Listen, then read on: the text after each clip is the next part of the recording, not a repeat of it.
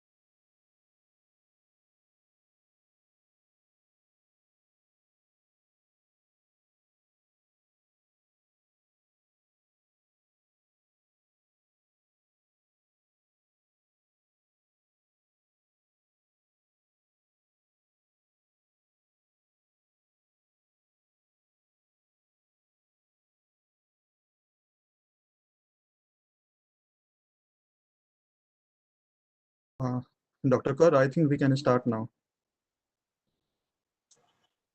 Okay, sir. Good morning and namaskar. Welcome to the webinar on ecosystem-based approach to disaster risk reduction and resilience, jointly organized by National Institute of Disaster Management in collaboration with Administrative Training Institute, Mizoram. Myself, Dr. Harjeet Kaur, young professional NIDM, and I will be the moderator of today's webinar. Today's webinar is on the theme of ecosystem-based approach to disaster risk reduction and resilience. Over the past decades, disaster linked to natural hazards, which exacted a significant toll on human lives, livelihood, assets, and economies. Ecosystem-based disaster risk reduction is the sustainable management, conservation, and restoration of ecosystems to provide services that reduce disaster risk by mitigating hazards and by increasing livelihoods resilience. The latest IPCC report lists investing in ecosystem as low regrets measures alongside early warning system, risk communication between decision makers and local citizens, sustainable land management, including land use planning, ecosystem management, and restoration. During the course of UNFCCC negotiation for a global climate agreement, and particular since the COP in Copenhagen in 2009, ecosystem-based approaches have been recognized as a key climate change adaptation strategy. Although not a new approach, sustainable ecosystem management is therefore increasingly viewed as an effective approach for achieving both disaster risk reduction and climate change adaptation priorities. Now, I would request Joint Director Mr. Mark Lalthan Lian to grace the occasion with his special address. I pass on the stage to you, sir.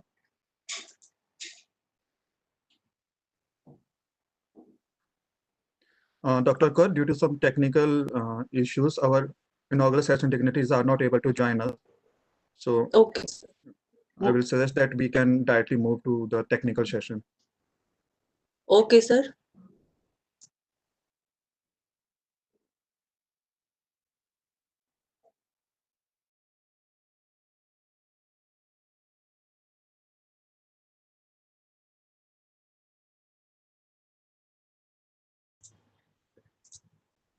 Now we are moving to our technical session. Before starting our technical session, I would like to share some important details about the program. That there will be a question answer session at the end of each presentation, and your active participation is very important to us. Kindly use Q&A window only to raise question and your queries. Feedback link will be shared towards the end of the program, and attendance will be automatically generated by the software. For our first presentation of the day, we have with us Dr. Lal Rokima Chenkual, Assistant Director Training, Disaster Management and Rehabilitation Department, Mizoram. I pass on stage to you, sir.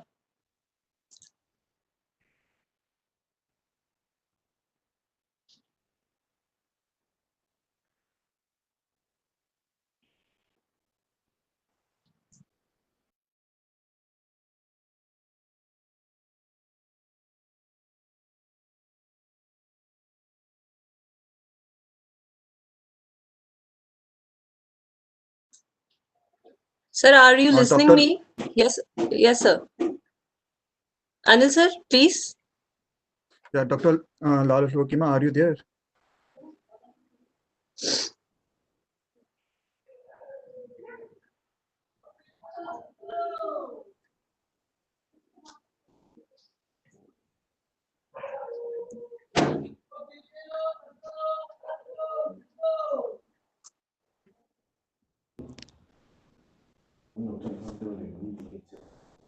Hello, can you hear me?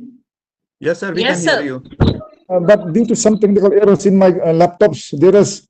Can you see my presentation in the last, please? Okay, Sir, sir, okay. no problem. Then I will request Mr. Anil Kathat, young professional, GMR division, NIDM, to share your view and some view on the ecosystem-based approaches to reduce the risk of landslide hazard. Over to you, sir. Thank you, Dr. Kaur. Let me share my presentation.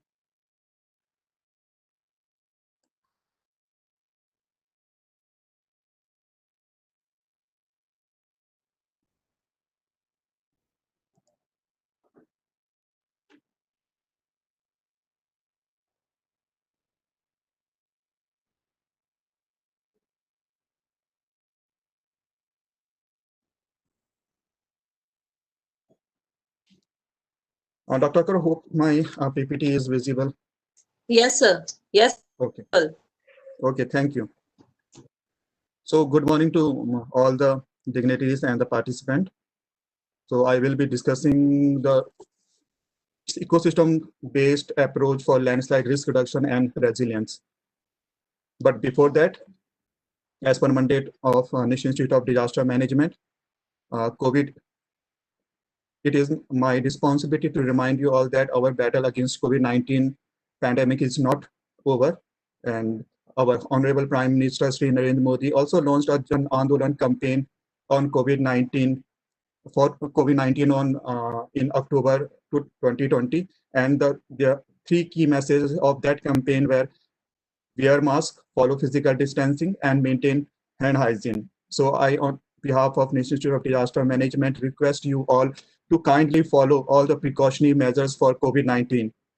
Wear mask, use sanitizer whenever you are outdoor, avoid touching frequently your eyes, nose, and mouth, as well as maintain physical distancing and also keep your surrounding clean. So coming to my topic, the issue of slope, safety of slopes and the maintenance management of landslides have always been a major concern, especially in our hilly, especially in the hilly region across the globe. Landslides are one of the major hydrogeological hazards that affect large part of our country, from mighty Himalayan range in the north to the coastal areas of the south. when you compare India in terms of area, it is the 7th largest country in the world and is persistently knocked by landslides of varied magnitude throughout the history. Geological Survey of India, which is the nodal agency for the landslide management in the country, according to the department, around 12.6% of total area of the country is vulnerable to different degree of landslide hazard. And these vulnerable areas are spread over 19 states and 4 union territories all over the Himalayan states and 7 sister states of Northeast, Jammu and Kashmir, Chhattisgarh, and towards in south like states like Kerala, Karnataka, Tamil Nadu, Andhra Pradesh, Goa, as well as UTs of Andaman, Nicobar, and Puducherry.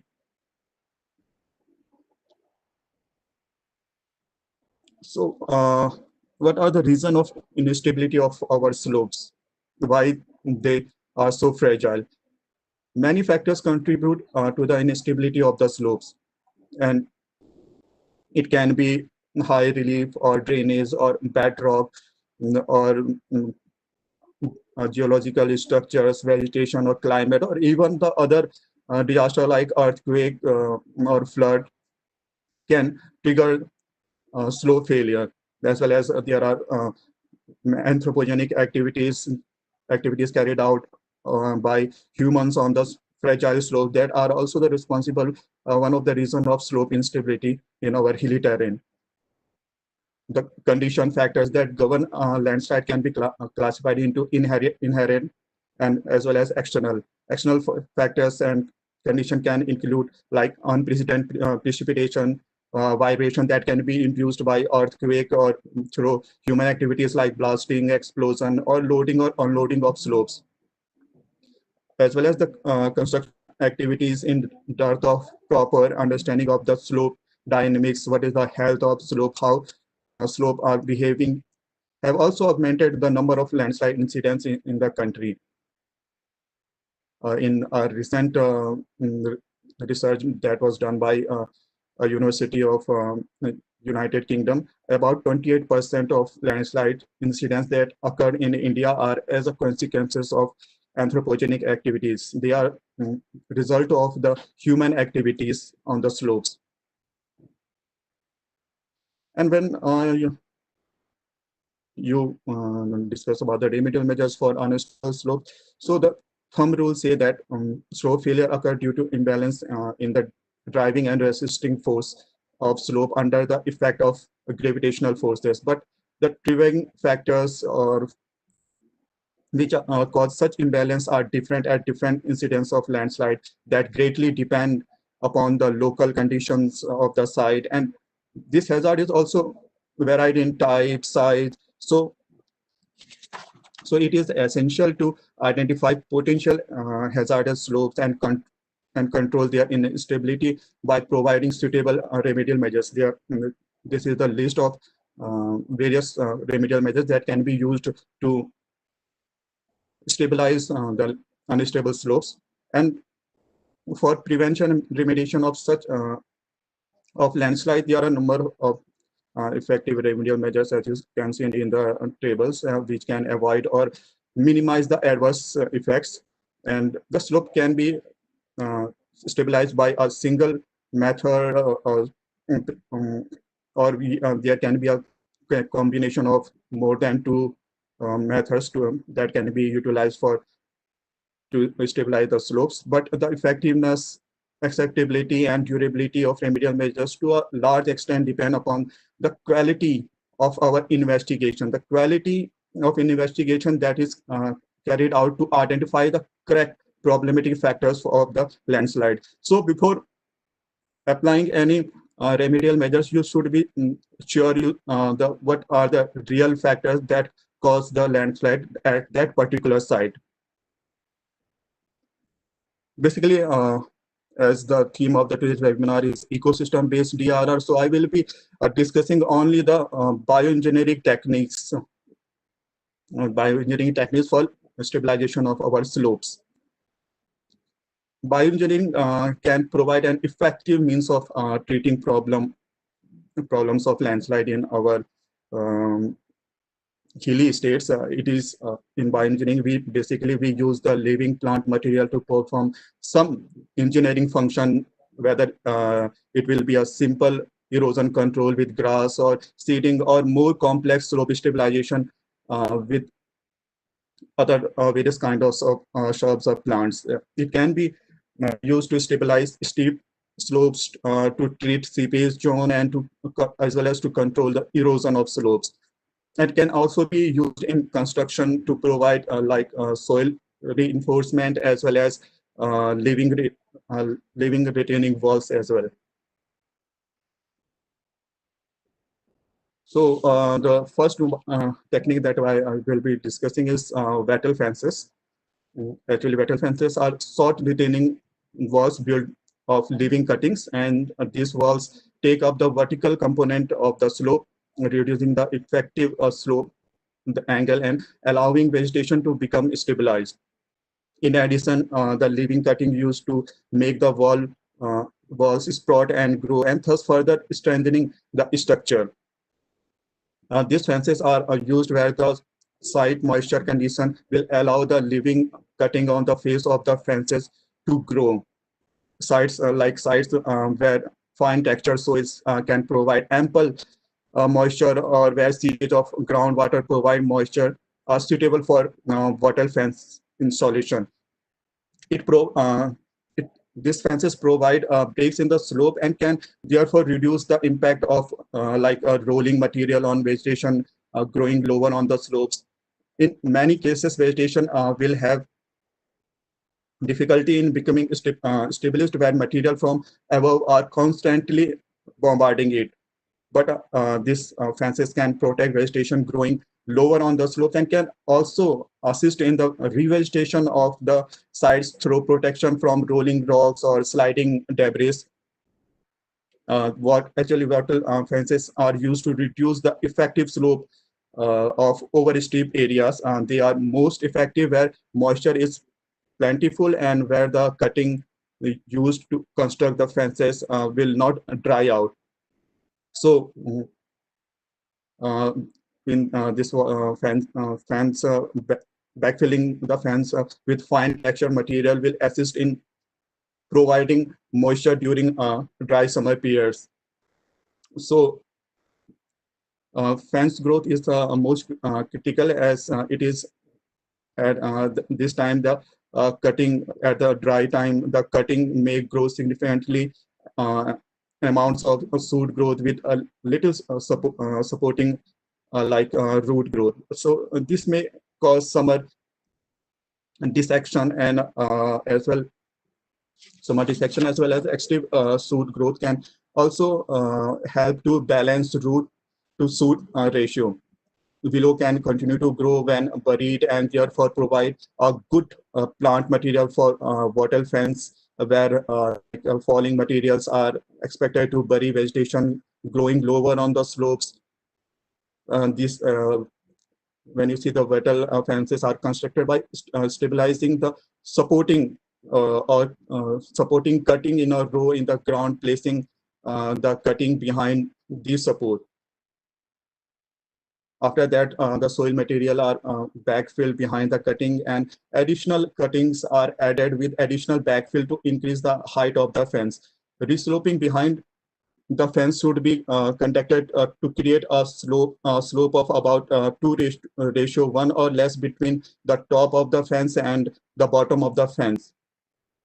These fences are constructed from the bottom of the slope up up the slope, so that they may have a place to stand while so that the worker or the are constructing these fences have a place to stand while additional fences are constructed.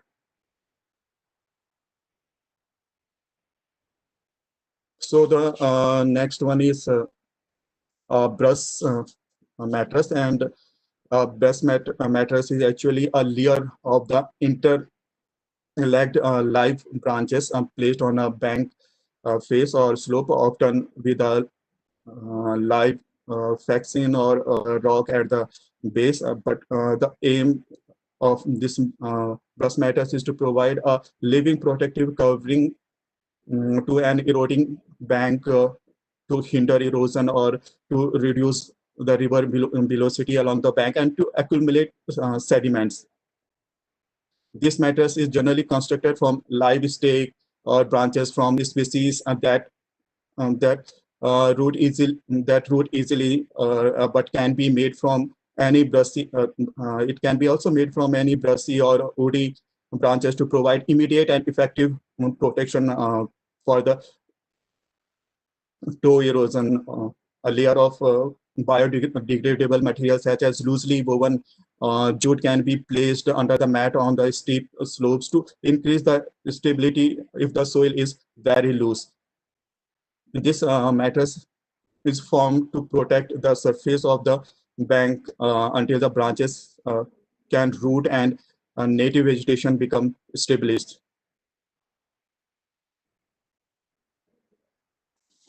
The next technique is of bamboo fencing, and bamboo fencing can be used to prevent soil creep or surface erosion on a slope to hinder gully extension, and particularly in seasonal water channel, and to control flood waves along a river bank. In this live bamboo packs can be used for the main post so that the whole structure become rooted. As the growing bamboo can be further interlived between the post to increase the strength of the fences. In these shrubs and grasses are planted on the upper side of the fence to hold small soil particles. And the main purpose of the bamboo fencing is to trap loose sediments on the slope and to improve the condition for growing vegetation, as well as to reduce the surface runoff rate.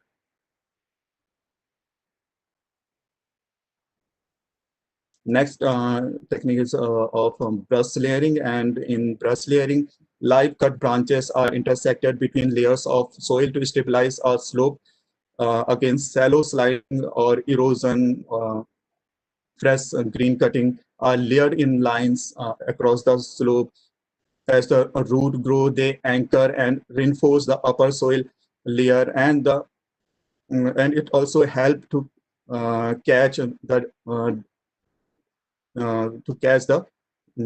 debris, to catch the debris, and some to protection structures such as a wattle fencing or rock riprap may be required to support this brush layering.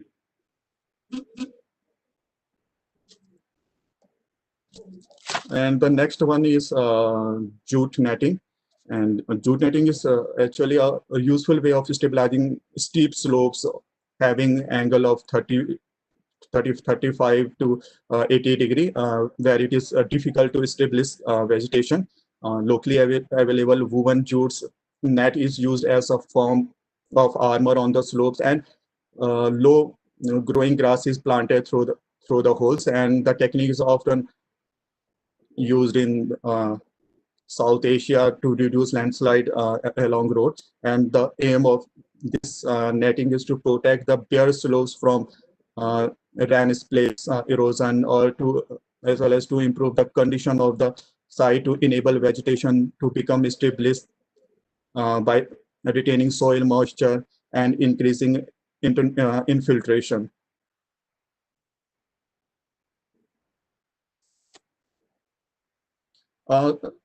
When you see, you will go through the literature available on the bioengineering for landslide mitigation research. Then you will find that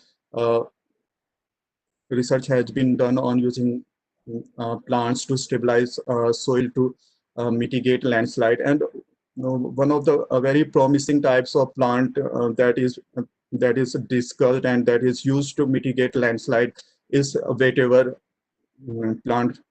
I hope every one of you have heard the name of this plant, vetiver plant, and it is a type of fast-growing perennial grass with strong stems and dense and deep root system that works very well in many different environments to stabilize. So actually it provides a practical and inexpensive way to minimize the landslides. Apart from vetiver, there are a number of plant species that are used in biotechnical slope stabilization methods like broom grass or dhruva grass, napier grass, as well as this coral tree or this tiger's milk. So there are a lot of literature available on the bioengineering techniques for slope stabilization, where best thing is that whenever you are going to pick a plant species, it is best that the plant species belongs to that local level.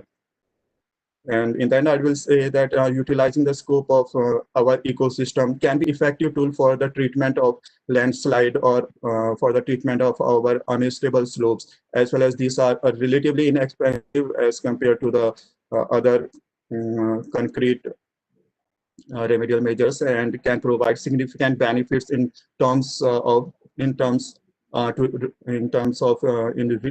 less maintenance, and as well as enhance the stability of our slopes. Thank you all, and over to you, Dr. Kaur. Thank you very much, sir. Sir, underline the typical bioengineering techniques for slope stabilization. Sir, one of our parties raised his interest to know more about the selection criteria for best bioengineering technique. Best bioengineering techniques for landslide. Yes, sir. Actually, for to select any bioengineering technique, the first step is you should do a detailed site investigation, a detailed survey, study the geological feature of the site. After that, you can select the best method to utilize the services of our ecosystem, the services that are provided by our ecosystem. So I will once again suggest that if you want to use a best bioengineering technique for your area, first of all, please have a detailed site investigation, survey, and as well as study the geological feature of that particular site. And these techniques, those match the available site condition, slope and altitude condition, or soil and climatic feature, and perform their function efficiently to stabilize the slopes are best. Similarly, if you are going to choose the best plant for your bioengineering technique, so plant that possess enough root strength, have high evidence, are more likely to be available in your local area or in the area where the landslide has occurred, and that the plant that propagate quickly and are adjustable and suitable to the climate condition of that particular affected area are best to use for bioengineering technique. Thank you very much, sir, joining us. Lal Rukima, sir, are you ready for the presentation, or we are going with Mr. Raju Thapaji? Yes, I think I can go ahead. Okay, If you sir. can hear Okay. me. Yes, please. Sir. Please continue, sir. Yes, okay. Just wait for a minute. I open my presentation. Share karo le. Share.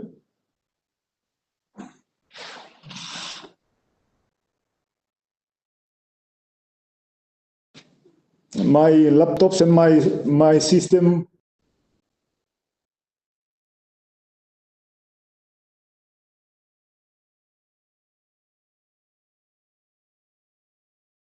with me. Yes, sir.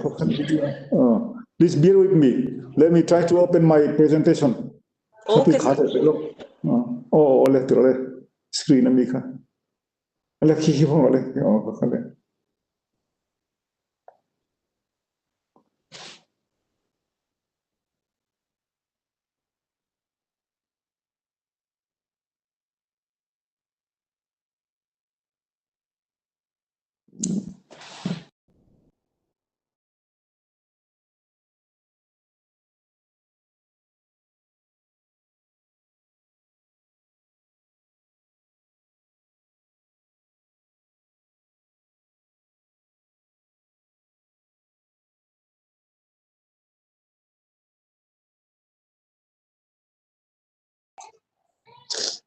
Sir, please unmute yourself.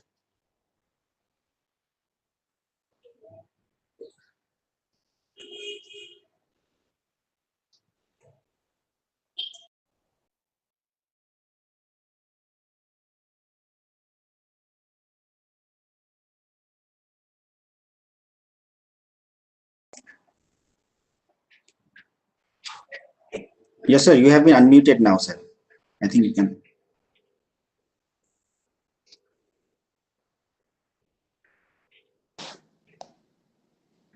Can you see my slides?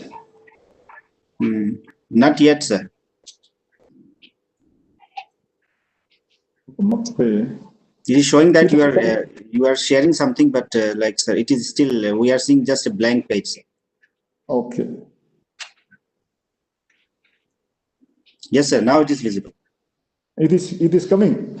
Yes, sir. And you are audible also, sir. Okay. Yes. I'm very sorry I delay you a lot. I hope you can bear with me. Now my presentation will be ecosystem-based disaster risk reduction, and my subtopic will be climate change and effect of rainfall on landslides in Mizoram. Okay. Now, why we are talking about? I'm sorry, I did not any salutation. The chair, co-chairs, all the participants. I'm sorry I delay you, but a very good morning to you all. And my topics will be ecosystem-based disaster risk reduction. Next slide, please. I'm fixing there. Can you hear me? Yes, sir. We can hear you, sir. But my slides isn't moving. Sir, you can just yes, sir. Okay, now it is moving. Okay, now it is moving very slowly. No? Yes. What do you mean by ecosystem-based disaster risk reduction? It is the sustainable management, conservation, and restoration of ecosystem to provide services that reduce disaster risk by mitigating hazards and by increasing livelihood resilience. As defined by Partnership for Environment and Disaster Risk Reduction. So we can learn from this explanation, these definitions, that ecosystem and disaster risk reduction are closely related.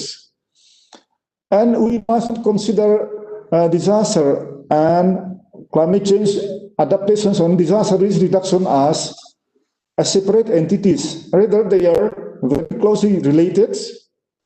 They are very closely related and they are interrelated. See, disaster even is, and after all, an indicator that that something isn't right with our environment. The impact of disasters, whether it is natural or man-made, they not only have human dimensions but environmental ones as well. So disaster impact the environment, and the environmental conditions may exacerbate the impact of disasters and vice versa. Disaster have an impact on the environment, and environment has an impact on the disasters, like deforestation, forest management practices, agricultural system. They can exacerbate negative environmental impact of hazards like storms, cyclone, leading to landslides, flooding, silting, and ground surface water contaminations. So they are very closely related. And we may be asking still why ecosystems are very, very critical for disaster risk reduction. Let me further explain. Human well-being depends on ecosystem that provides multiple livelihood benefits. They also increase the resilience of vulnerable people to withstand, to cope with, and to recover from disasters resulting from various hazards such as drought, cyclone, earthquake, and landslides. Number two, ecosystems such as wetland, forests, and ecosystems can provide cost-effective natural buffers, natural resilience against natural events like tsunami, cyclone, and the impact of the climate change. So healthy and diverse ecosystems are more resilient to extreme weather events. Number four, ecosystem degradation, especially when related to forests and peatlands, reduce the ability of natural ecosystem to sequester carbons that increase the incidence and impact of climate change and climate-related disasters. Human conflicts can cause devastation to communities similar to the effects of natural hazards, human-made disasters. And they are often caused by competitions over scarce natural resources. These conflicts cause further environmental degradation. So environmental management is therefore essential to both decrease risk of conflict and allow post-conflict recovery. So there are some issues to consider. Just now I mentioned that environmental and disaster are interlinked. Poor management, environmental management increases the risk of disasters, and disaster events have negative impacts on the environment. So to say that a critical point to consider is that environmental concerns are not incorporated in disaster management practice and vice versa. The disaster management concerns are not also incorporated in environmental concerns. This is evident at all levels, from global, national, regional, and local levels. So in most cases, decisions and actions on environment and disaster management are taken separately. Now, even in India, environmental concerns are taken up by environmental, forest, and climate change. And disaster management issues are taken up by Ministry of Home Affairs. So decisions and actions on these two subjects are taken separately, and the roles and responsibility are distributed among different and separate institutes, even though they are very interrelated, interlinked, and they may affect each other. So that is a point to consider.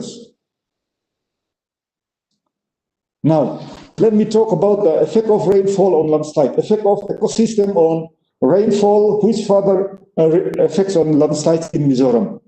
Mizoram is one of the smallest states in India, in the eastern corner of India, between Myanmar and Bangladesh. We are around only 11 lakhs. As of now, it may be increasing. And our area is not that much big also.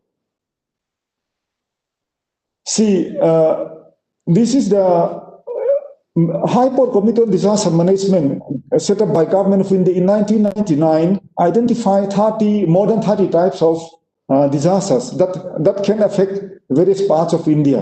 Out of more than 30 types, around 20 types of hazards can affect and result into a disasters, like water and climate-related disasters, geologically related disasters, accident-related, biologically related, and we have our own state-specific disasters.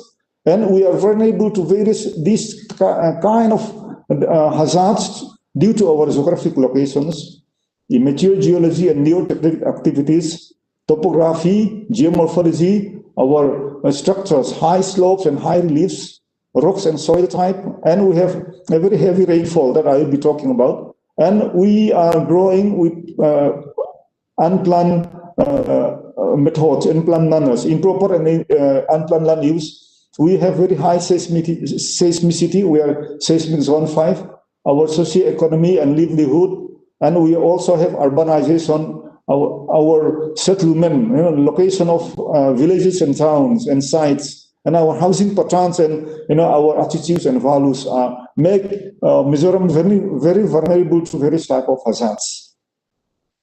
Now we have seen that impact of climate change is projected to bring rising temperatures, increasing heavy downpour, sea level rising, retreating glaciers, thawing permafrost, all these things. But I'll be talking about the first 2 points: rising temperatures and increase in heavy downpour. Now, this is the climate change data that I got from State Meteorological Centers, Directorate of Science and Technology. This is the 5 years, temperatures record. 10 years from 1986 to 95 is a green one, the lowest one, and the second one is 96 to 2005, the purple one for 10 years, and another 5 years, blue color, 2006 to 2011, and the reddish orange red in the topmost is that temperature between 2001 and 2011 to 2016, means the temperatures of Mizoram is also increasing years by years. Now, this is the data of rainfall from provided by State Meteorological Center. And 1986 to 1995 is the blue one, and the purple one is 1995 to 2005. 2006 to 2011 is the green one, and the orange red is 2011 to 2016. So there is a lot of variation between this time duration. Now, this is the state rainfall data that I got from State Meteorological Center. Now, this is from 2006 to 2007 to 2018 to 2019. Now, the red color, 2007 and 2008, we have maximum rainfall, and an average rainfall, monthly rainfall is 250 millimeters. 2010 to 2011 is also higher. 2013 to 2014 is also very high, and 2017 and 2018 is also very high. So if we compare this amount of rainfall to the incident landslides, see, this is loss of life and loss of casualties, loss of agricultural damage due to landslides recorded from Disaster Management and Rehabilitation Department during 2007 and 2019. See, whenever more rainfalls are there, more incidents of landslides are occurring. 2007, 2008, 2010, 11, 2013, 14, 2017, and 18. When we look back, the green one, 2013 to 2012 to 2013, 2014 to 15, 2015 to 16. There we have very less, a little less number of landslide incidents, and less, loss is very minimal compared to the year where rainfall are more. So we can say that we can compare like this: rainfall with landslides. More rainfalls means more flooding and more landslide incidents. 2008, 7, 9, 2010, 11, 2013, 14. And whenever we receive less rainfall means fewer landslides and there is no flooding. Like in the year 2014, 15, 2016, 17, 2012, and 13. Means rainfall is very much connected with landslides. We have seen that, we have experiencing that rainfall or water is the primary factor triggering landslides.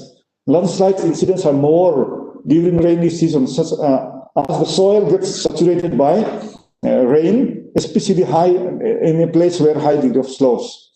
Means occurrence of landslides much depends on the duration and amount of rainfall. Because slides can occur following intense rainfall where stormwater runoff saturates soil on steep slopes. But another point is that continuous drizzle, continuous rainfall doesn't necessarily mean sliding.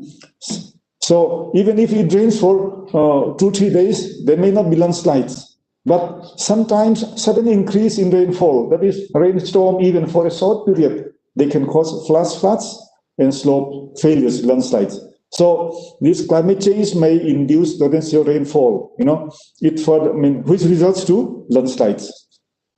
Well, but the thing is, we cannot blame all those landslides on rainfall. There are so many anthropogenic factors for landslides incidents, such as improper flooding, improper drainage management, absence of rain gutter, improper vegetations, and development activities taken by human, like construction of building, road cutting, and embankment, cut and fill structures that disturb the natural slopes, and also block surface drainage, leading to critical slopes and withdrawal of to support that increase vulnerability of the slopes. Now there is another challenges. We have to work out whether the effect of climate change on landslide risks, and particularly the risk to the population, it has remained difficult to quantify. We just cannot calculate, we just cannot blame all these things. No? Landslide incidents may be increasing year by year, which may be attributed to climate change induced erratic rainfall. Rainfall In the years before, so, I mean, rainfall, it falls on specific times and specific dates, but now we cannot name this rainfall. And whether these landslide incidents are really due to rainfall or really due to anthropogenic factors. Or we can say that there is a temperature change, not only rainfall, temperature change. That project increase in temperature might increase might affect the stability of rock slopes at high altitudes. Now, so we have to compare this rainfall with landslides. Means series of saturation zones and rainfall threshold study. For landslide early warning is another challenges. Now we are taking up these challenges with Northeast Space Application Center, with National Remote Sensing Application Center. Now we have been collecting 2 years data. Next we will be collecting another 2-3 years so that we can come to a conclusion, so that we can have landslide early warning. And our landslide hazard zonation has been done by GSI and NIRSAC and mega scale, and now micro scale they will be taking up hopefully. And another challenge is we have to conduct flood-prone zonations in villages along flood-prone rivers. And another main challenge will be mainstreaming or integrating ecosystem-based disaster risk reduction. So the key issues for interventions will be coordinations and interlinkage of policy and plans, perceptions for ecosystem or climate change adaptations and disaster risk reductions. And the perception and the understanding at the national level, regional level, policy makers that we have to take up, and further resource distribution for effective integration. So mainstreaming ecosystem-based disaster risk reduction or change adaptations or disaster risk reduction is very, very much important. And I have to add that mainstreaming climate change adaptations in our daily life, mainstreaming disaster risk reduction is into our daily life is also another challenge, but that will be taken up in another sessions. Let me show you some pictures of flooding and landslides caused by heavy rainfall in Mizoram. 2007 flooding at Bairabi. Some villages has been inundated by floods. And 2017 flooding, floods at Klong River, very near to Aizawl. Flooding of Klong River at Sairang, 2017. Tlabung flooding, Lunglei districts, where we have evacuated more than 12,500 people. Tlabung town, 2017. Flooding at Tlabung, same villages, same town. Lunglei districts. Now, landslides occurrence at Sarong Pitiam, 2017, 13 June, where we have to evacuate more than 100 families inside the heart of the city, Aizawl. Land sinking at Republic Vang, at Tuirial Airfield, blocking National Highway, the Maze Road. 2 casualties due to landslides, collapsing of buildings due to landslides caused by heavy rainfall.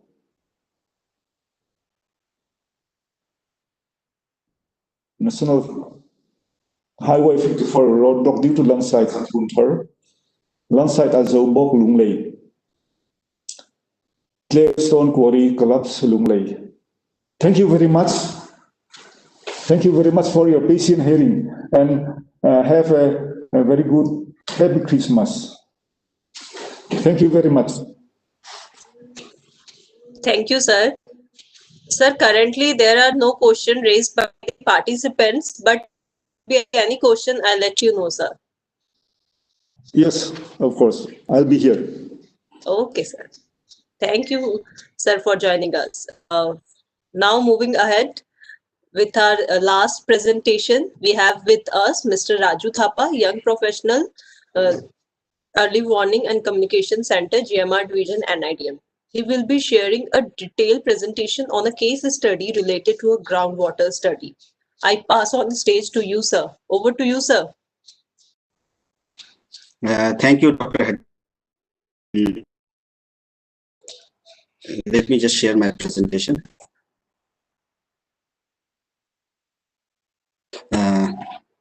On the onset, I would like to thank all of you for giving me this opportunity to present a presentation through this online platform during this pandemic scenario where physical presentation would not have been possible. I hope, ma'am, my presentation is visible. Yes, sir. Yes, sir. Please continue. Okay, thank you, ma'am. So before I move ahead, this is my duty to spread the message that the basic preventive measures, including simple public health measures that could be followed to reduce the risks of infection with COVID-19, these measures need to be observed by all of us at all the time. Please try to maintain the physical distancing of at least 1 meter to be followed at all time. Use of face cover and mask to be mandatory. And also practice frequent hand washing for at least 10 to 60 seconds, even when hands are not visibly dirty, and use of alcohol-based hand sanitizer.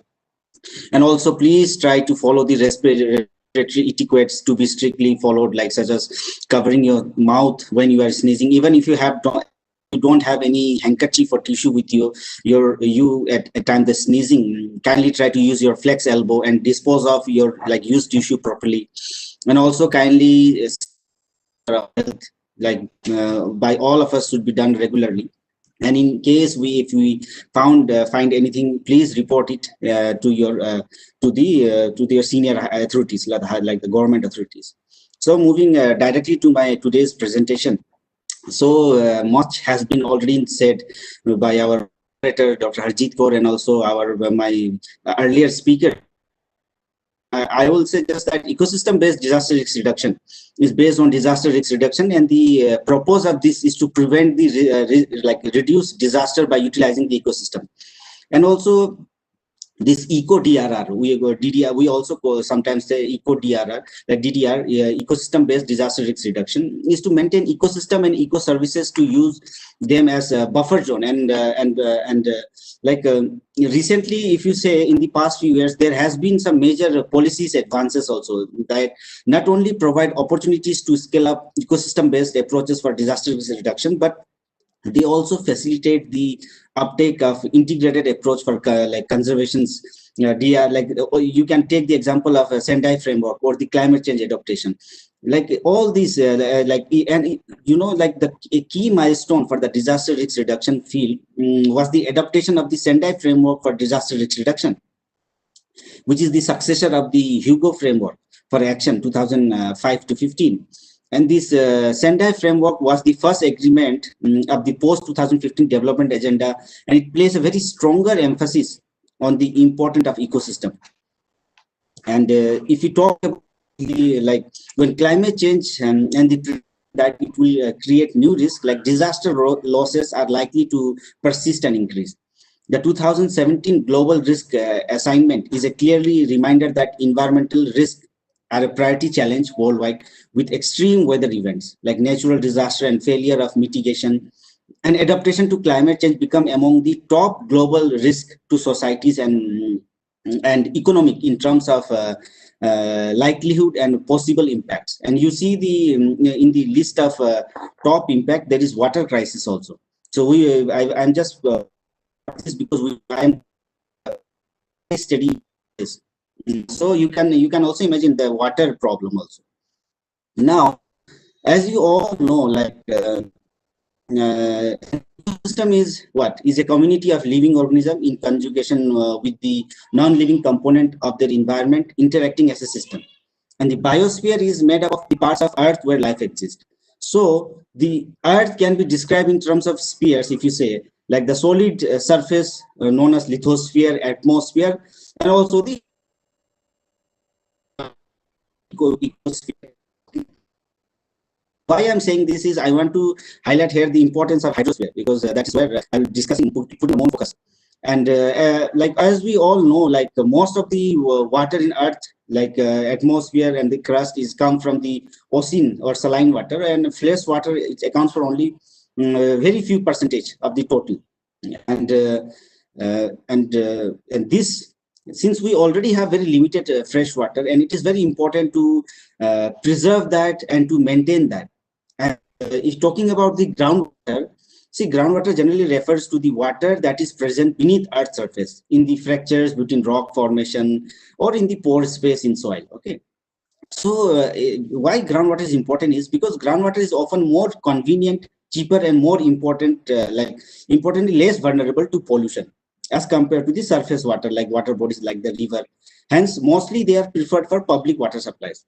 But I'm going to share a case study of Dwarka River Basin in Birbhum, West Bengal, India, where I was a part of a major project of DST Government of India, and where we have tried to find out a case study where the groundwater was contaminated with fluoride, and that has led to many other problems in the study area, and how we went on from finding the problems to finding the solution.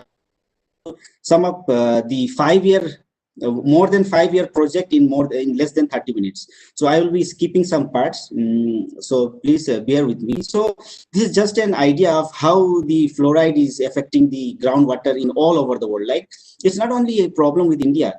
Take any country, like most of the country, they are facing the problem of groundwater, like fluoride contaminated groundwater. Just for your information, like fluoride is a two-edged blade. Like, if you have less fluoride in groundwater, then also you will have problem, because our body needs certain amount of fluoride in our drinking water as an essential component. But if your fluoride is more than 1.5 mg per liter, certain permissible limit that has been set up by WHO or BIS, in the Bureau of Indian Standard, then you will have problems such as dental caries, your teeth will go off, skeletal fluorosis, your bones will break very easily. So even high amount of fluoride in groundwater is also a problem, and even less amount. So the situation, when you talk about the condition in India also, the situation is not so different in India too. Fluoride contamination in groundwater is like, it's a problem of more than 19 to 21 states in India. So like the different, it doesn't, like India is also having a major issue with groundwater contamination. So this is just a pictorial representation of my study area, that is in Birbhum, West Bengal. See, these are some of the like a picture that I've taken from when I was in field. Like, if you have more fluoride in groundwater, see the problem that comes out in the people. Like, this is known as dental fluorosis. Your teeth become permanently the fluoride reacts with your teeth, and it's permanently discolored the teeth. And even the skeletal fluorosis. See, like you become permanently bent, or you cannot move your joints, you cannot move your finger. So these are some of the problems that arises due to fluoride in groundwater. So in our study, once we have found out that this was the problem in our study area, so we carried out a detailed analysis, where we have carried out our study with 3 different approaches, basically. That is geochemical, geostatistical, and the geospatial. So I will try to just give a brief idea on each one, and on the basis of the result of like water sediment analysis, like we have done several parts. We have also find out the probable source of that fluoride in the water, and also based on all our outcomes, we have also come up with some management strategies for that particular area. Since see the like most of the study, I think this is just in pilot area, you can imagine with any other area. Okay, so here what was the case, the area, this area was earlier, they were practicing the rainwater harvesting in ponds, lakes, etc. Okay, as a traditional method for collecting the rainwater. Okay, so but later on, due to like industrialization, modernization in the agriculture sector, these ponds and lakes were filled with mud or soil, so that they have the extra land for cultivation to gain extra income. Or and also now the people, earlier farmer used to, the only source of water was rainwater, but now due to deep submersal, now they have easy access to groundwater. So now they have stopped collecting water in ponds and lakes, which also act as a recharge for the groundwater. Now they are using submersal, and they have stopped that. So, and we have found that the people out there, they have complained that the water table is going down day by day. Like people were saying that earlier, where 20 years ago, they if they go 30 feet down, they have groundwater and good source of water. But now, even if they go 90 feet, they don't have a good water. So these were some of the problem that has been raised by the like people staying out there. So what we went first through, we are using some geospatial technique. What we have done is we have tried to find out those areas that could have potential water zone. To understand that, to understand anything, we need some big big studies. So we have tried to understand the geology of that area. We try to understand the geomorphology. We have also tried to understand what is the slope, the elevation, what is the rainfall pattern. Like just my previous speaker also suggested the importance of rainfall in landslide. Similarly, there is the importance of rainfall in groundwater also. So and other factor also like lineament, your faults, your LULC. Considering all these factors, we have come up with an like a groundwater potential zone, and we have divided the zone in 3 different parts. Like where is the maximum probability of finding groundwater, because this will help us in our further studies. So we have found that these red areas as the good groundwater source. So I'm not going exactly in detail. So this is how we went on with the first investigation, finding out the groundwater potential zone. And once, because GIS, it's a mechanical modeling, so we have to check it with the field. So for that, we went for ground truth verification, and we have collected around more than 100, around 200 like groundwater point we have collected, and we have tried to see whether our prediction was right or wrong with the help of, we say, success curve rate and prediction curve rate. So using this technique, we found that our prediction was quite up to the mark. And we have, if you want to go in detail about this, how you can go to the Google and you can access these 2 papers where we have done the work, and we have given the detailed presentation how the entire study was carried out. Moving ahead now, since the people were complaining that the groundwater problem that they are facing, that the water table is getting depleted day by day. So what we thought, that why not let us consider what is the status of the water table fluctuation. So we use some mathematical interpretation such as multiplicative model of times. Like in gist, what I'm saying is we have considered the water table fluctuation from 1996 to 2018. So that was it when we were carrying out this analysis. So in 2018, what we have found is, see, if you can see here, in 1996, in the month of August, the water table was around 5.41. Now in 2018, the April, it has gone up to 9.24. This means that earlier in 1991, in layman language, if you go 5.41 feet down the ground, inside ground, you will find the water table. But now to find the water table, you have to go up to at least 9 meter below ground level. So you can imagine the depletion in the ground level. So this was an important like analysis that we have found out. But what we have also found, that we say that most of the time, if rainfall will be there, groundwater will be recharged. But what we have found, that we have considered the rainfall also of the same time period. But to our surprise, we found that the rainfall, there was no significant correlation between rainfall and groundwater. That means what? That means rainfall was as usual, but the groundwater was depletion. That was only, which could only suggest that because of the human anthropogenic activities, the groundwater was getting depleted day by day. And it was almost within 20 years, the groundwater depth has already gone almost 100% down, from 5 to 10. So you can imagine how much, what is the scope now with the increase of population and everything. So how much far it can go. And this study, you can go to our like this, we have published in good Springer journals. You can go to these journals and you can study in detail if you wish. Once we find out where is the problem, water, where is the potential source of water, what is the, how the groundwater is depleted. Next point was fluoride contamination. Okay, so now the problem was, since our study area is very big, now to go every village and collect water and do the assignment is very tough and tedious job. That will take a lot of time. So with the help of GIS and remote sensing technology, what we have done is we have tried to first the probable area where the fluoride contamination could. Here also we have considered the geology, because we know granite has granite, or having the fluoride, those materials, they have more chances of having high fluoride. Or even like if you see LULC, the farmer out there, sometimes they use those fertilizer which has some content of fluoride in it. So those areas, agriculture areas, could have a more chance of having fluoride in ground. Considering various background information and all, we have used find out the probable areas that could have high fluoride in groundwater. And it was found that around this red area shows that high fluoride contamination area in the area, like in our study area. And so this, and we have again this validated this map output, because without validating a geospatially derived map, we cannot directly implement it in the ground. So we have again collected more than 200 groundwater samples that earlier has been carried out by CGWB, Central Groundwater Board, or some other researchers. And even we have also carried out some other pilot projects also. And we found that our prediction was not that much false.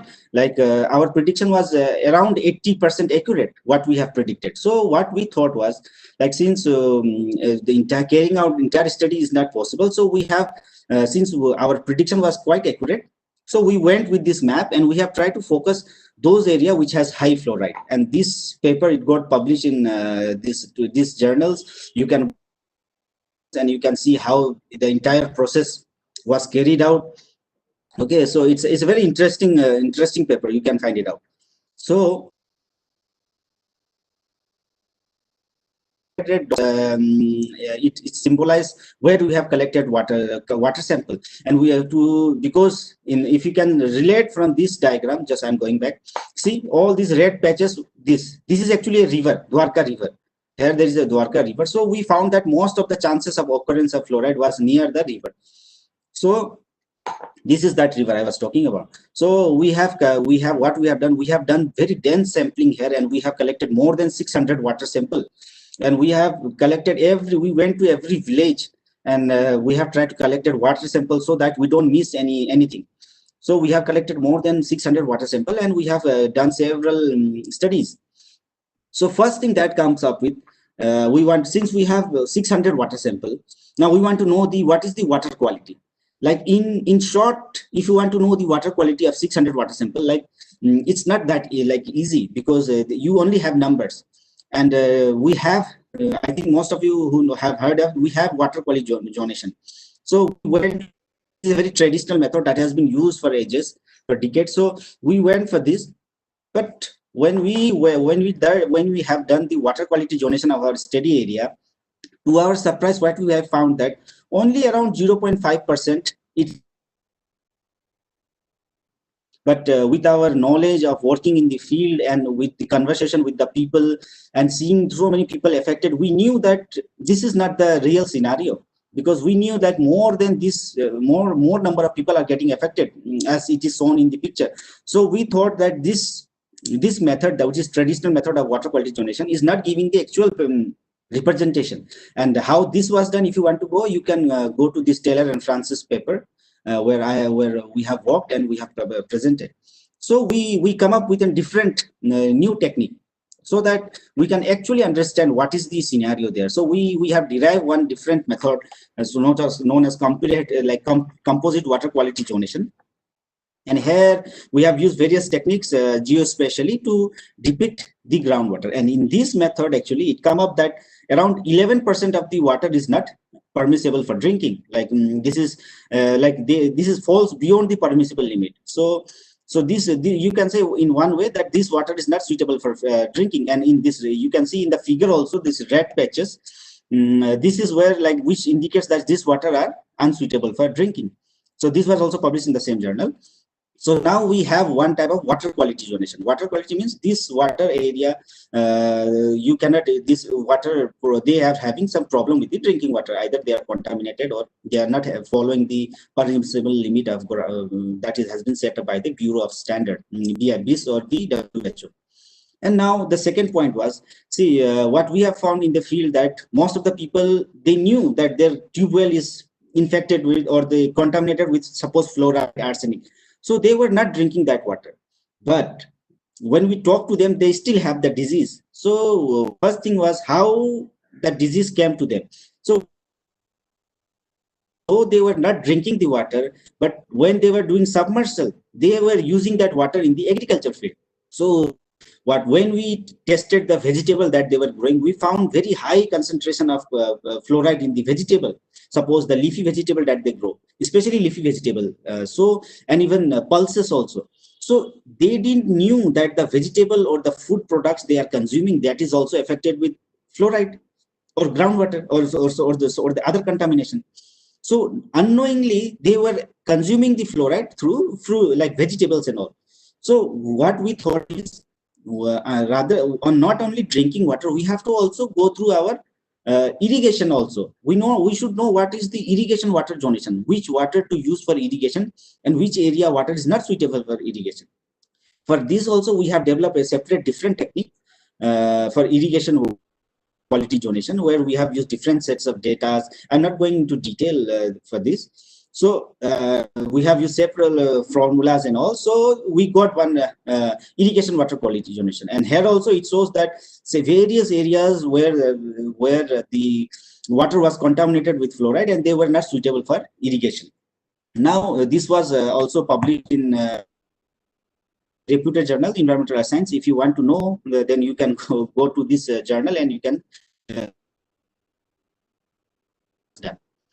So apart from that, we also those who are working in little bit in groundwater, you should know, because to understand anywhere the water, you need to know where the river is flowing, what is the groundwater flow. So we collected around 200 water sample from different areas, water table, and we have tried to find out the overall resultant groundwater flow, and we found that the water was flowing from west to east. Why this is important is because since we found that groundwater was polluted near the river, that means that most probably in the ancient times or any times, the source of contamination should come from this side, because the water is flowing this side. So mostly the source will be on the east side. We should search for the sources on the west side. So this is important that. So once we have find out that what was the problem with the water, so we thought because just now we have found the symptoms, but to understand what is the what is the problem, actual problem in the groundwater, what we have to do is we have to understand the sediments also. So we selected few areas, we went for like drilling and all. So we collected groundwater sample also, so that we can in lab also we can understand the actual what is the problem, what is the source. So we collected samples, we dried them. This is how normally we, and after several different like we went for XRD, XRF, FSM, different analysis, and once we came to find out that the source of the problem was biotype, which was there. Apart from this also, we also went for geospatial also, like a geospatial analysis, like geospatial in the sense, suppose what we developed such model also here also, like suppose this model, what we'll do, suppose you are there in the study area and you want to suppose drill a hand pump, because most of the people out there, they are not so economically sound, so they have limited fund. So when they have to drill, it costs around 20,000-30,000 whatever. So before, most of the time what happens when they drill in area which is contaminated with like fluoride or anything, so their entire investment is is waste. So because since the water is contaminated, they cannot drink that. So for that, like we have tried to develop one method where if you know the other parameter, if you know the testing of your nearby like neighbors, you can find out what will be your like or any other parameter you consider. So this was also very important or interesting statistics, and this was published in one of the very high impact factor journal of science and the science of the total environment. So this is also very interesting find out that you can go and have a look. So the question now, this was the findings, the problem, and also the finding the problem is one part and finding the solution is the other. So with keeping in the mind all the problems that we have found out, we have come up with some in situ and regional strategies to mitigate the problem, such as in situ, such suppose tapping multiple aquifer or the managed aquifer recharge or the alternate supply of drinking water. Regional such as like groundwater recharge of aquifer and the capacity building. So I'll just give in short each point. Like first one is the suppose the managed strategies. Here I won't go in detail because what we have done is we inserted one pipe and we collected one sample. And because what happened, if you have some idea about the groundwater, like when you dug any tube well, you put the filter at certain feet, right? Certain area. Suppose 30 feet. Where is the filter? 30 feet, 20 feet, wherever there is source of water. But what we have done is we have perforated the pipe throughout this length. We have tried to put the filter entirely. So what we found that interestingly, if you take water from all the depth, then the water is really safe. Okay. So that was one of the major finding also. And I'm not going into detail because it has contained so many scientific terms. So this was one of the way. And the other is very simple, like you can understand, is alternative source of water. Because we found that there were only different patches of areas where there was contaminated of groundwater. So we thought, why not have an alternative source of water? So now the government also, like earlier from we have also contacted the of that area. So earlier also they have given one alternative source of water, that is pipeline water from the river, because river water we found that was relatively safe. It doesn't have that much contamination other than pollutants like mud and all. After primary, secondary filtration and treatment, these water were given to the but those people also, like what they have, this water supply is free from fluoride, but however the water chloride, the quality of the water was most of the time was not very dirty. They were reported by the villagers that the water that they are giving, but the dirty in the sense muddy and all. This might be due to the fact that the water supply from the river, like that river is supplying this water to a very large area. Since the demand is so much, like they don't have, I think, that much time to go through the filtration and all. So what we have suggested is we have also put up a proposal that since the river, just nearby river, if you can set up a small water purification, like sand, like a small unit, the specific for those areas, because all areas are not infected, only few areas are infected. So that will be small scale water purification center that can serve a purpose. And other strategy is like artificial recharge, though we haven't done this in the field, but this is one of the solutions that is coming up throughout, where we put water in the groundwater. That water will, what it will do, it will dilute the concentration of the pollutant, and later on that water can be used. And the third option that we did was,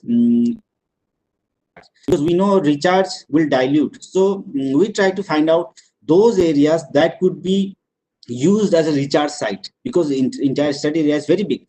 So we cannot set up anywhere any recharge site. There should be some site specific. So we went through different techniques. We have applied different modeling, such as a knowledge driven method or the MIF technique.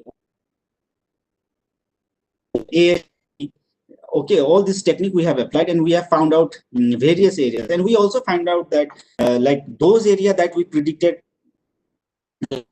have low recharge, because see, reason with high groundwater fluctuation means this represent in each year what is the water. Suppose in rainy times, after rainy seasons, we have there will be increase in water table, and in time when there will be no rainfall, the water table will go down because of continuously pumping up by the people. So we found that this area has this much water table fluctuation. However, this area have only this much, some areas only this much. So, and we consider that region which has more water table fluctuation are considered to be more suitable site for groundwater recharge. So our map was also very nicely depicting that.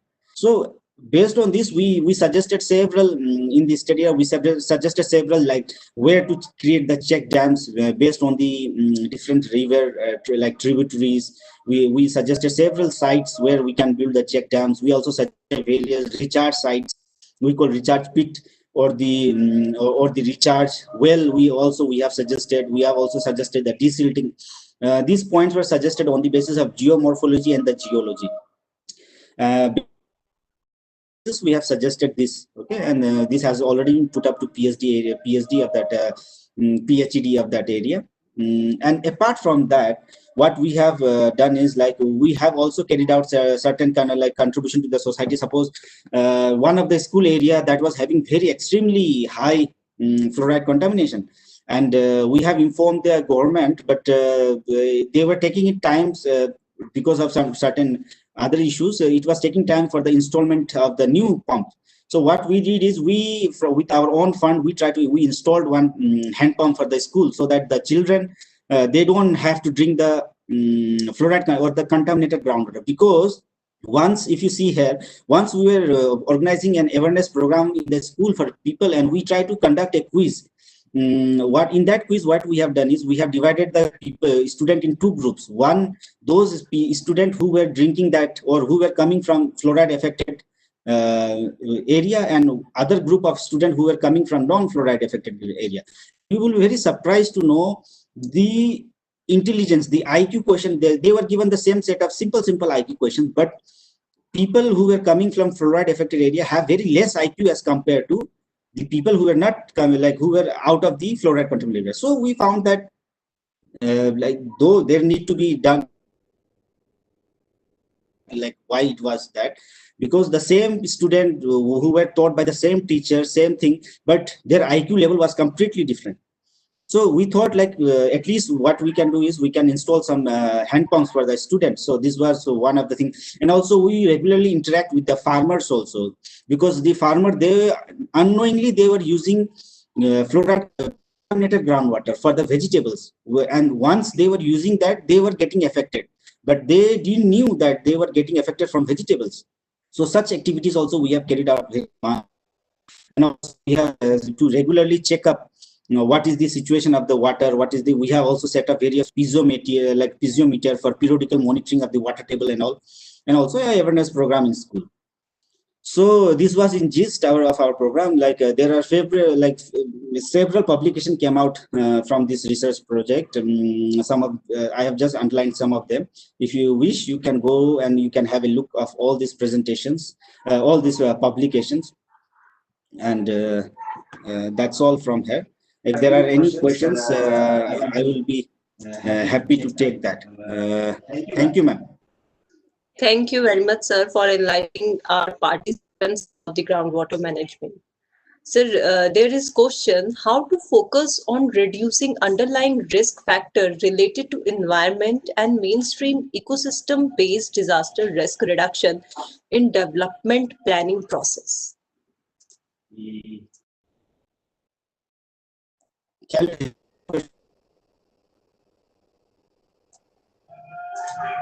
Sure, sir. So question is, how to focuses on reducing underlying risk factors related to the environment and mainstream ecosystem-based disaster risk reduction in development planning process.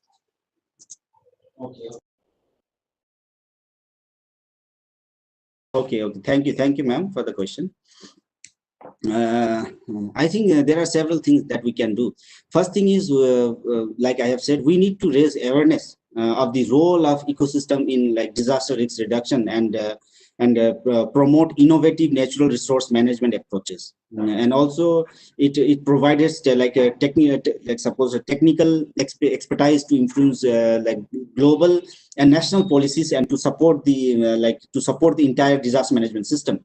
And also I think we have to enhance the knowledge and skill, like particularly at the national level, in applying ecosystem management solutions for DRR and climate change adaptation, and mainstreaming these approaches in national and local development planning. And also I think there is a need also to exchange of knowledge and practices. Suppose like drawing from science practitioner, or we have to pull together cutting edge research and field based experience that demonstrate ecosystem based approaches to disaster risk reduction. And I think one more thing that we need to focus is the need to promote partnership. I think both at global or the regional or the national, or you can say at the local level, so that we can foster the collaboration between environmental science and also the development communities.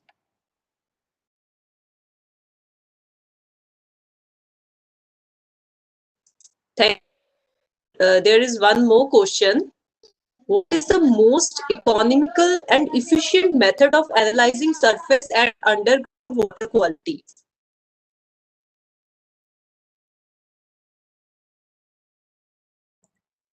Okay, thank you, ma'am. Groundwater, see, first and foremost is this groundwater analysis is it is not that simple as it seems, because there is there are two things. One is economical, one is efficient. Okay, when you go for economical, you cannot carry out the entire analysis of any groundwater or surface or underground water quality, because if you just go through the Bureau of Indian Standard list of contaminants in or list of pollutants in or just list of chemical composition of water, you will find there are more than 100 of them. So it can be such that in any groundwater there is only one contamination. So if you have to understand that there are different methods, because I think most of you have heard of the heavy metals, or you can say the trace elements. Different elements need different machines to be analyzed, and though some of them can be done in the lab, but for that also you need chemicals. So if you want to do a like efficient I mean to say groundwater quality analysis, you need to have certain set of instrumentation, certain sound instrumentation, I should say, to carry out the analysis. And if you want to say the in gist, what I will say is, when you are dealing with a large area, like suppose a very big area, the first and foremost thing what you can do as a researcher, or as if just to understand the water type of an area, what you can do is Central Groundwater Board, CGWB, they are doing a tremendous work in groundwater related study. And they regularly publish various type of data that they have carried out. Okay, analysis. They are carrying out a periodical analysis from their monitoring center. So first and foremost, what you can do is you can visit their site, you can go through their data, and you can understand the water contamination in your area or in your particular area. And you can use the geospatial technique, because nowadays there are various open GIS tools also, such as QGIS. So you can use those softwares, and just to have an you can say a sketch of a particular area, how it is like affected and other thing.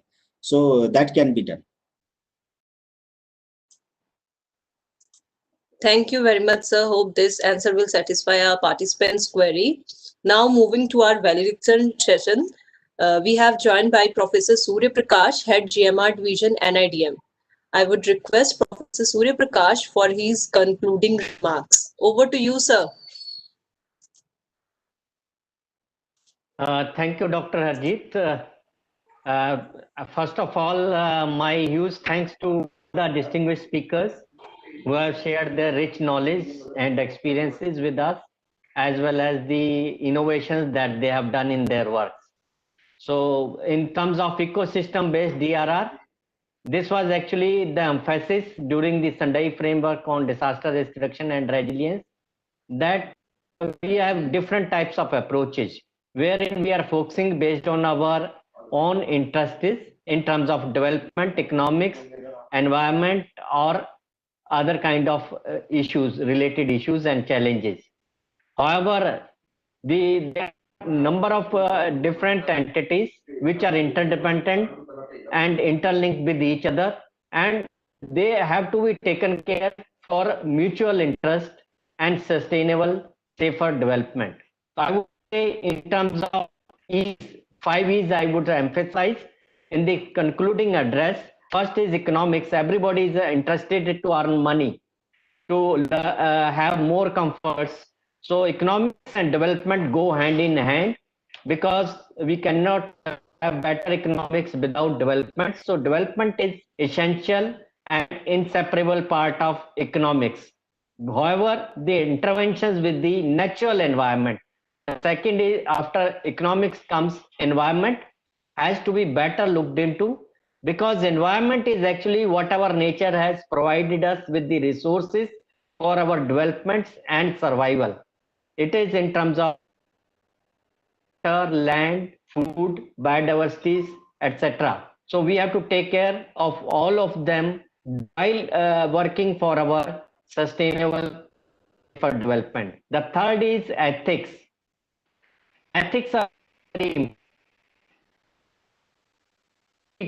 Take care of the ethical parts of our duties, then we will be able to go for sustainable and safer developments. So ethical concerns related to the interventions with the natural environment, they are very much important to be looked into. Next is that for our comforts, we need lot of energy. And for that, we are going for hydel projects, power projects, transmission lines, and so on. So energy requirements had to be reduced to more environment friendly and to be more conservative in nature. So we have to look into these parts, and ecosystem is nothing but combination of all these independent, interdependent, and interlinked entities which had to function together for their mutual survival. So our experts have actually emphasized on these approaches, how we can go ahead for ecosystem-based disaster risk reduction and resilience. And it is accepted at the global level. So education, another very, very important, is to be part to all concerned entities, elements at risk, so that we can take adequate action timely and effectively or efficiently.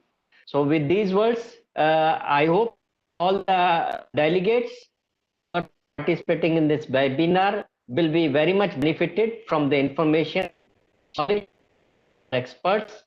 So let's pool knowledge and resources and develop an attitude towards ecosystem-based disaster risk reduction and resilience, and let's develop our action plans accordingly.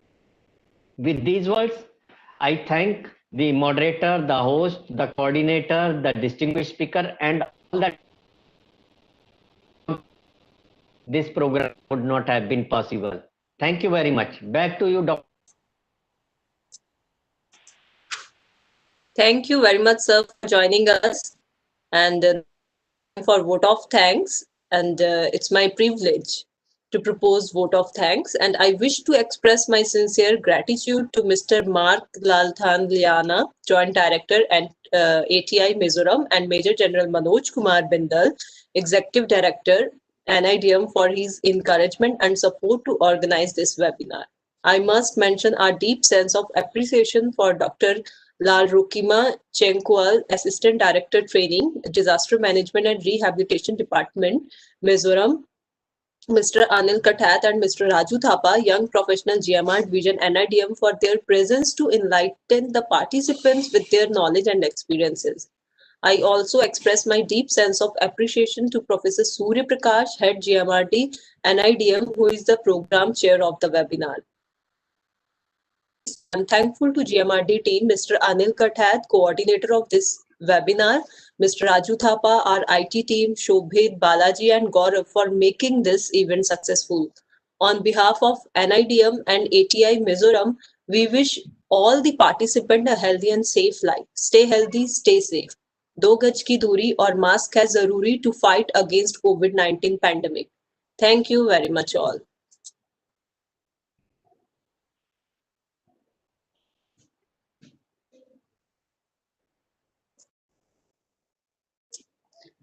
I request host to end the meeting. Sure, ma'am.